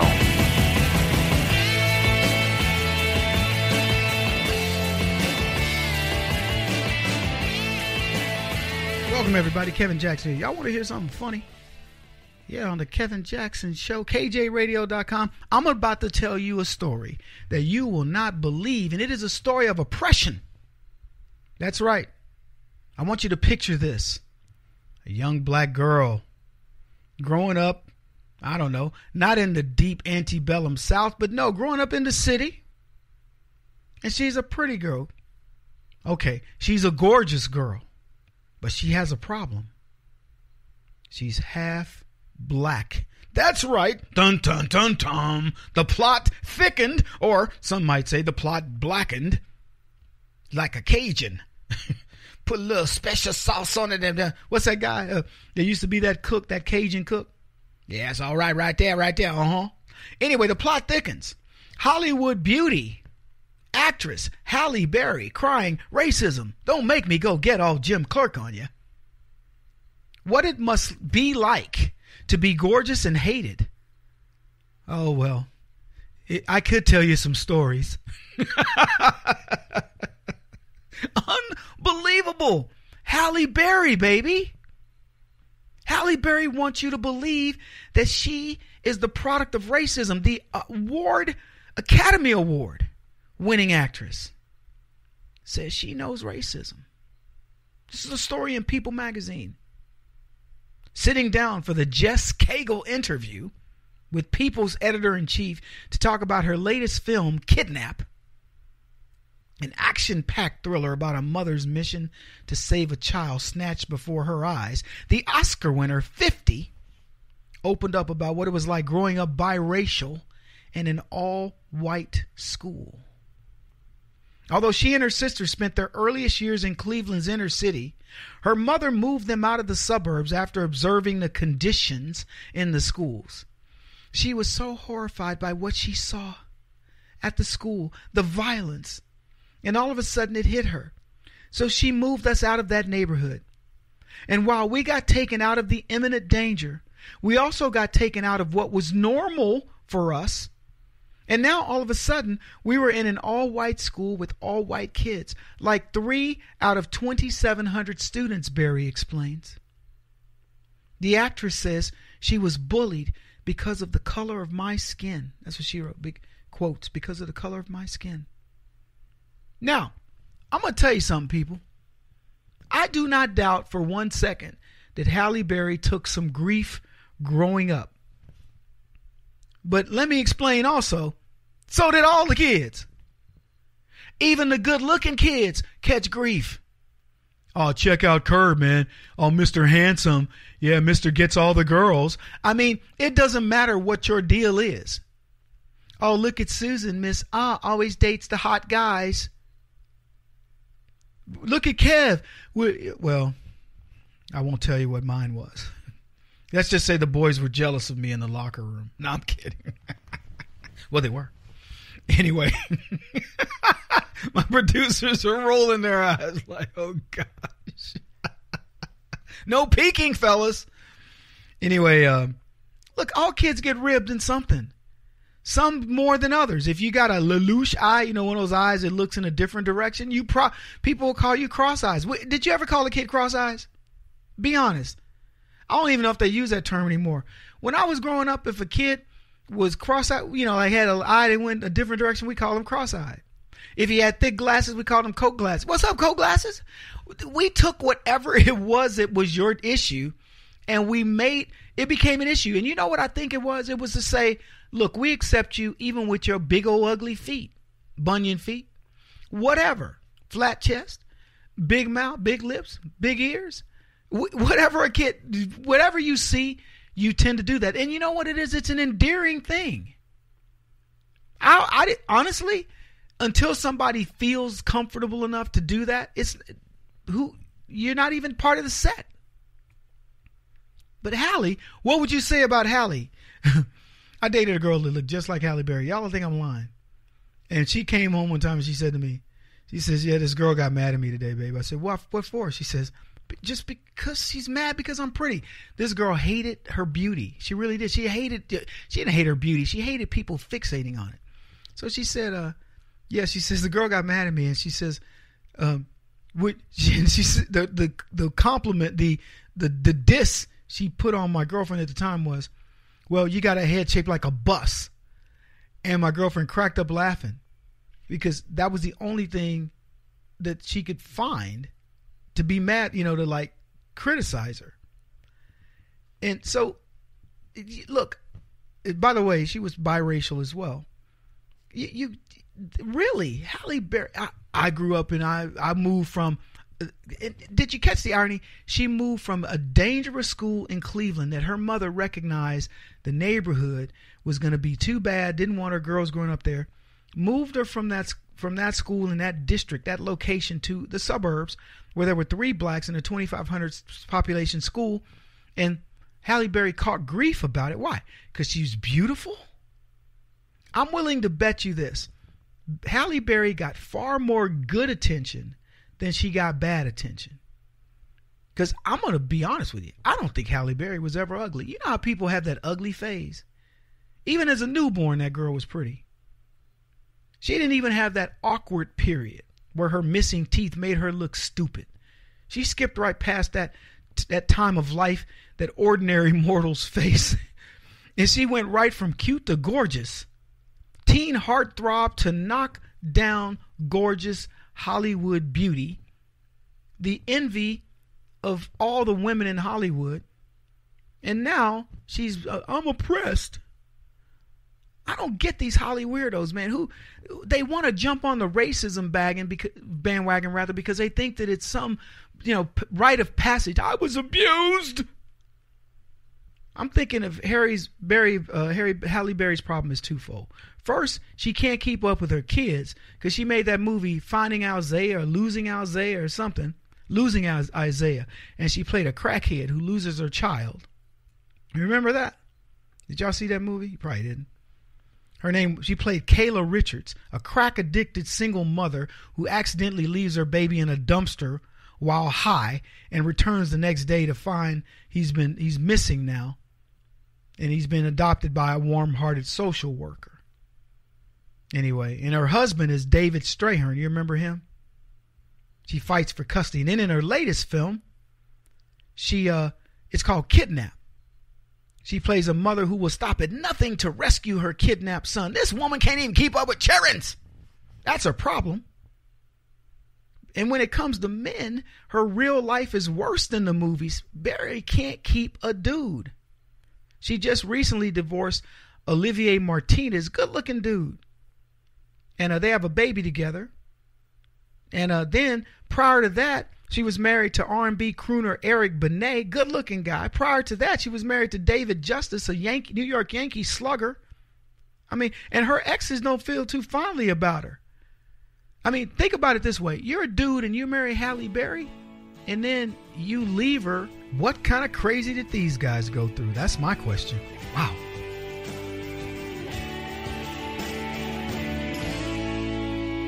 This is the Kevin Jackson Radio Show.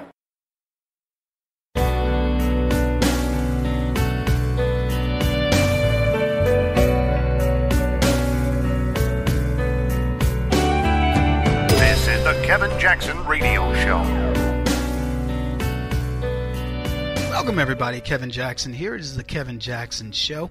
I was thinking a funny idea of what revisionist would have to change, and it came because somebody on Twitter actually discussed the Cotton Bowl and said, we got to cancel the Cotton Bowl for obvious reasons. You can't have black people hear and talk of the Cotton Bowl played between usually the Texas Longhorns and the winner of that conference or whomever, right?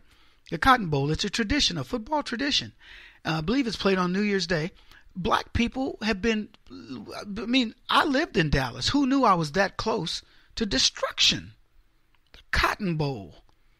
I want it done. I want it renamed Jaquan Bowl or something that doesn't scare black people. I don't know, like crime in our streets or black on black crime or, I don't know, bad schools, teenage pregnancy, going to prison, just something that will not make us fearful. What I want to talk about this hour, all jokes aside, is this breaking news. There was a breaking news story. It happened about, a couple of days ago. CNN was talking about it. It was a smoking gun. It's still barely being discussed. Smoking gun on Russiagate. And in case you've been wondering what's happened on Russiagate, because I certainly have, I want to take this opportunity to update you. Absolutely nothing's happened. In what should have been an embarrassment to fake news CNN, they reported that congressional investigators have found an email from a top Trump campaign aide that referenced, get this, an attempt last year to connect officials with Russian President Vladimir Putin. So somebody from the camp, the Trump camp, as he was running for president, reached out to Vladimir Putin's team in order to orchestrate a meeting. And I love the way they put this. Congressional investigators have unearthed an email from a top aide that referenced a previously unreported effort to arrange a meeting last year between Trump campaign officials and Russian President Vladimir Putin, according to sources, get this, with direct knowledge of the matter. I want to read that again just so you can understand how well sourced this is and how much we need to be on alert, because this is a big story. CNN, and I'm going to let you hear the clip. I want you to hear this clip. In fact, let's play the clip because I think it will play into. You see, it was pay to play. That's how you get on this station. Anyway, it'll play into what I'm trying to explain. But listen to this. Listen to CNN report this. Breaking news, a CNN exclusive. A revealing email from a top aide to President Trump under new scrutiny tonight by congressional investigators. The email detailed an effort to arrange a meeting between top Trump officials and Russian President Vladimir Putin during the campaign. Multiple sources say that the email was sent from Rick Dearborn, who is now Trump's deputy chief of staff. CNN has learned that the email was sent around the time of the June 2016 Trump Tower meeting between Donald Trump Jr., Jared Kushner, and then campaign chairman Paul Manafort, and Russians offering damaging information on Hillary Clinton. Dearborn was a top campaign aide at the time. Manu Raju and our team broke this story, and he is with us out front tonight. So, Manu, what details are you learning about this email? Yeah, that's right, Jim. Congressional investigators have unearthed this email from this top Trump aide that references previously unreported effort to arrange a meeting last year between Trump officials and Vladimir Putin. Now, this is according to sources with direct knowledge of the matter. Now, the aide, Rick Dearborn, the president's deputy chief of staff and former chief of staff to Jeff Sessions as a senator, sent this brief email to campaign officials last year relaying information about an individual who was seeking to connect top Trump officials with Putin. Now, the person in this email was only identified as being from, quote, WV, which one source told me was a reference to West Virginia. Now, it's unclear who this West Virginia individual is, what he or she may have been seeking, and whether Dearborn even acted on this request. So just so we're clear, everybody, welcome back. Kevin Jackson here. It's the Kevin Jackson Show. Dearborn, who's the aide, they don't know if he did anything, first of all. Somebody named WV says, I can get a meeting set between the presidential campaign and Putin. And I love how they tried to tie it to, it was around the time that Donald Trump Jr. met with the Russian attorney, blah, blah, blah.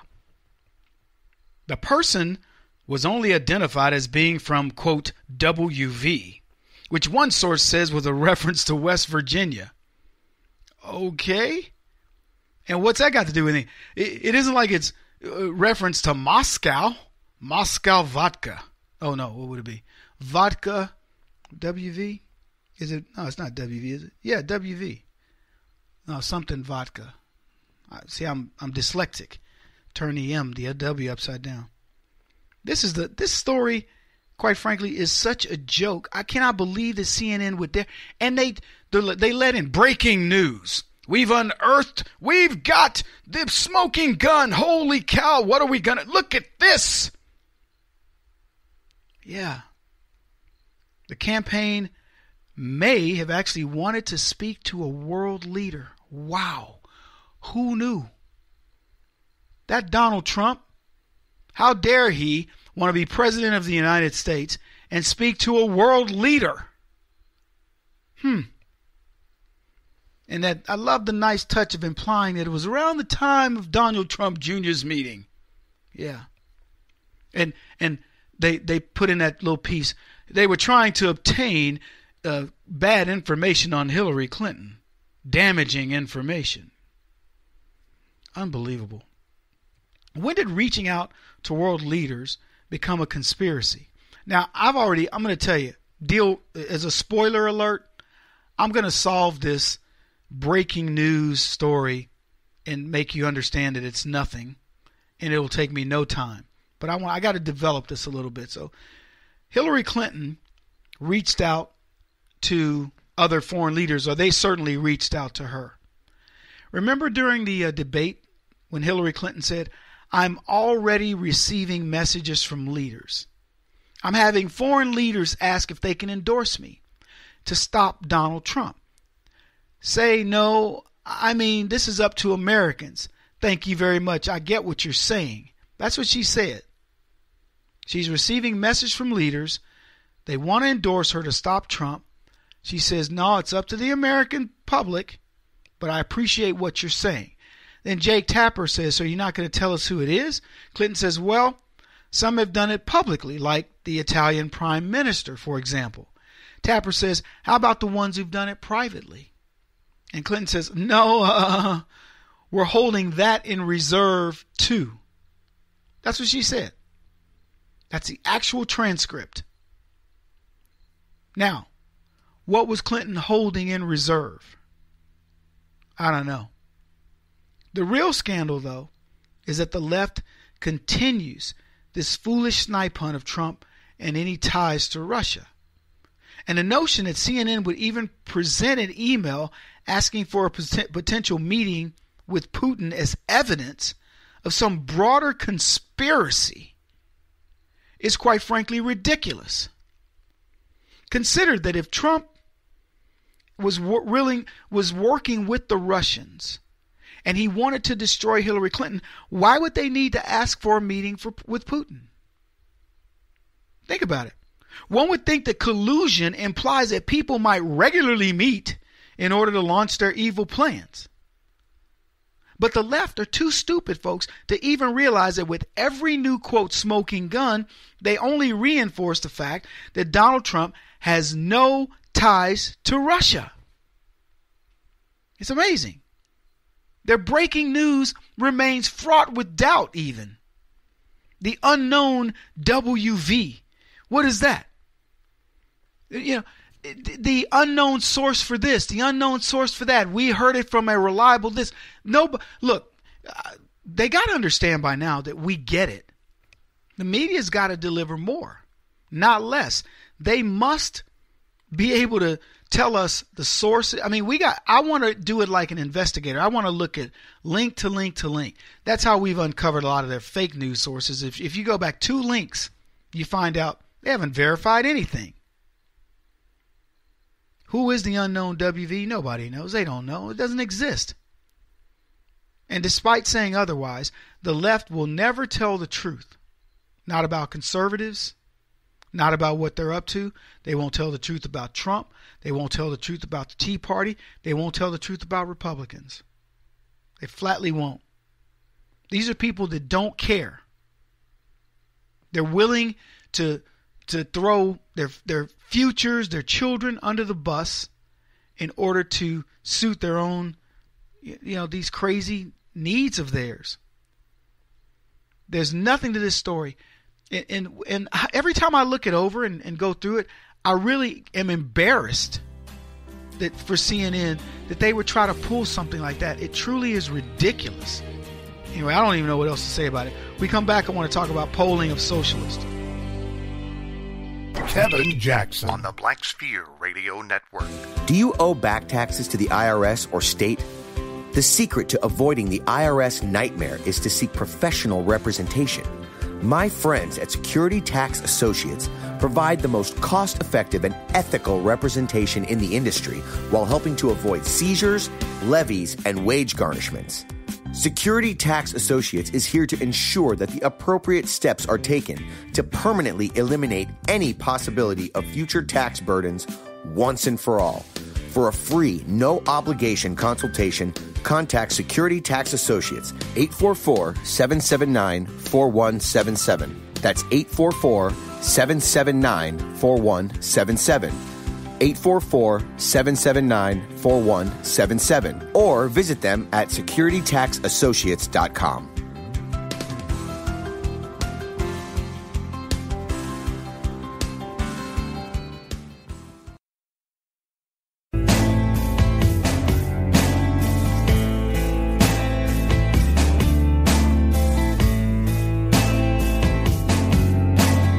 Putting an end to identity politics. This is the Kevin Jackson Radio Show. Are you feeling guilty about your white privilege? I can't eat the watermelon and fried chicken because that's cultural appropriation. Do you have any white people food? Is white supremacy getting you down? Sorry, we have to take the long way, okay? I don't go down any streets named Jefferson or Washington because they had slaves, and that's totally racist, and it's white supremacy. Do you want to finally be forgiven for slavery? I need to call my friends, Shaquita, Shaquanda, and Terrence, and let them know that I'm sorry for slavery and institutional racism and white supremacy. Well, for a limited time, the Kevin Jackson Radio Show is offering KJ Repair, a fast-track white guilt credit repair program that will free you from the oppressive and debilitating shackles of white guilt. Yes, that's right. Say hello to acknowledging white supremacy and say goodbye to white guilt. All you have to do is listen to the Kevin Jackson Radio Show 3 hours a day, 5 days a week, and you will get the highest quality in reparations credits. For every hour that you listen to the Kevin Jackson Radio Show, you will be forgiven for 1 full hour of slavery. Not 20 minutes, not 10 minutes, not 5 minutes like some of our competitors. At that rate, you'll have white guilt forever. No, at KJ Repair, for every hour that you listen to the Kevin Jackson Radio Show, you will be forgiven for 1 hour of slavery. That's right, 1 full hour of slavery. Poof! Like it never even happened. Say goodbye to the burdens of your melanin deficiency for only 3 hours a day, 5 days a week by listening to the Kevin Jackson Radio Show Monday through Friday. Time is running out. You must act now before American slavery is completely forgiven worldwide. If you sign up today, we will forgive you for 30 hours of slavery absolutely free. That's right, 30 hours of slavery absolutely free. This offers for straight white men only. Blacks, Hispanics, women, gays, trans, and Muslims need not apply. Reparations credits are non-transferable. I love that spot. Welcome back, everybody. Kevin Jackson here. So, it looks like, so you know about Maria Chappelle Nadal, and of course her wanting to assassinate the president. And somebody argued with me, Kevin, her actually saying she wants someone to assassinate the president isn't exactly her saying she would assassinate the president. And I go, really? So if you said something like, man, I wish somebody would kill that sucker, you're trying to tell me you wouldn't do it? So you're such a pansy that you say something, but you don't want to be able to carry it out yourself. You know, look, you can call it splitting hairs or whatever, but the fact of the matter is, if you want to see the president dead and you have the means, you would probably carry it out. You may carry it out. How do we know? How would the Secret Service know? So Nadal, who is a state senator, and I said this on the program the other day, there's nothing new here, folks, but she would have opportunity. She might be at some official Missouri luncheon or dinner with the president. How many times do they come up and shake hands and whatever else? She could take a dinner knife or a dinner fork and I see right now, I'll be honest with you, I see Donald Trump in these different venues, and I have to believe that the Secret Service has done its job because people are right there with him. They could do him harm. They have to vet you. They have to know you are of sound mind and body, and you don't wish this man. Look, I never would have been at an event with Barack Obama because if they had invited me, I wouldn't have gone. But if I had gone, I can guarantee you, if I got within distance of him, I wouldn't want him to hurt him. You know, I would just go, God, man, I don't get you. But that would be it. I would be like, look, Mr. President, I would be respectful. Mr. President, I don't understand some of the moves you're making. I don't understand these policies. What is your problem with helping the country? I mean, look, I know a lot of people, and maybe people differ with me, but I wouldn't want to see harm come to Barack Obama. I never wanted to see harm come to him outside of impeach him for treason, things like that. But wouldn't even care if he went to jail. Just get rid of him. He's anti-American. But there are people that want, and look, I'm not going to say there aren't people that wouldn't have done Barack Obama harm. That would be naive. But most of these folks were not sitting legislators. I mean, there are people that take pride on the Democrat side in saying how much harm they want for Trump. And we talked about it with Kathy Griffin and George Lopez and many others. And I'll be honest with you. I think the majority of these people don't even have a clue. That if you said to them, why do you want to hurt Donald Trump? man, his policies, what about his policies? And you narrow it down. They couldn't come up with a single good reason, a sound reason to do it. They just want to be mad. They hate him for no reason, but it's one thing to hate him, but to say, I want to do him harm. Now, I've got a history of people telling me, I hate you. I would hurt you. I want to kill you. I want to beat you up. Good luck with that. But my question is, why? If we were hanging, if I were to meet the average black dude or chick that sends me, like a nasty gram, which I get them all the time, fewer than I used to, and we were to meet in non-political circumstances, these people would be, yo, Kev, man, I heard you talking. Can you help me with my investments? Or can you help me write my resume? Or they would be asking me a host of things. Help. Look, man, Kevin, do you know somebody who could do this or that? Yeah, man, let me see what I can hook it up. But get on to politics and they want to kill me. It's crazy. Anyway, Chappelle Nadal, this is what gets me. It wasn't enough that she wants to see Trump assassinated.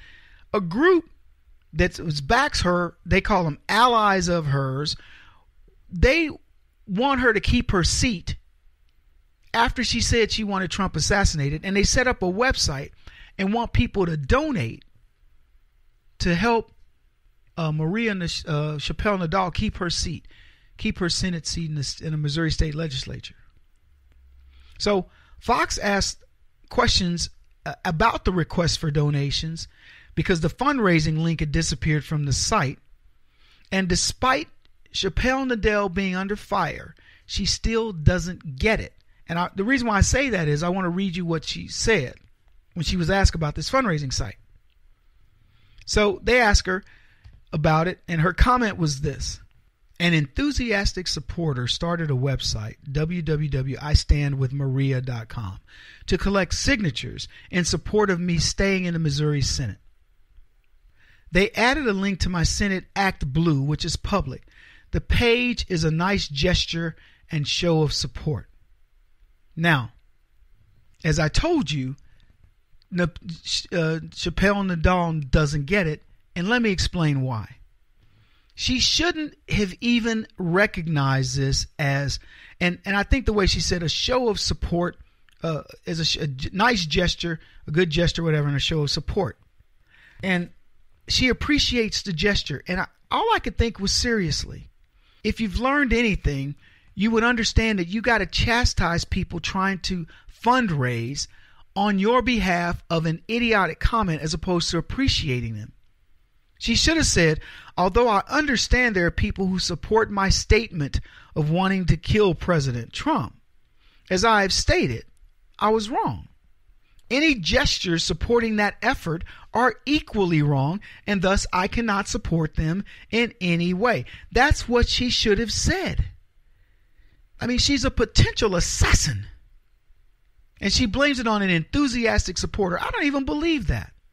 I believe Chappelle Nadal probably got some, look, here's the way I could save my job. If y'all will start a website, I'll pretend that I don't know about it, and then we'll put that up. That's what she did.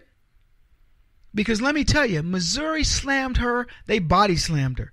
The Lieutenant Governor, Michael Parson, as well as the governor, jumped her. We need a special session to get rid of her. They said that her comments were unacceptable and unbefitting conduct of a Missouri state senator. Condemnation for those remarks was swift and bipartisan, and I keep coming back to this because it's an important point. Lacey Clay and Emanuel Cleaver, the two members of the CBC from the state of Missouri, both said Nadal needs to resign or we will throw her out of the legislature. I thought that was as telling as it comes. Anyway, like in Act 1 of her Trump assassination plot, she asked for the removal of the fundraising link. She says, I requested of my supporter to take the Act Blue tab off their website, meaning the fundraising for her. So the webmaster removed the button, but the site remained. And it asked people to sign a petition to keep her job. And what's interesting to me is what Senator Nadal said. She says, out of anger and frustration, I've said something that could not be that could have been reframed. And I'm like, reframed how? How do you reframe wanting to assassinate the president? How do you make me feel better that you're okay if I'm Secret Service? He won't stop until he's the top-rated radio talk show host in America. What kind of weird competitive freak are you? This is the Kevin Jackson Radio Show.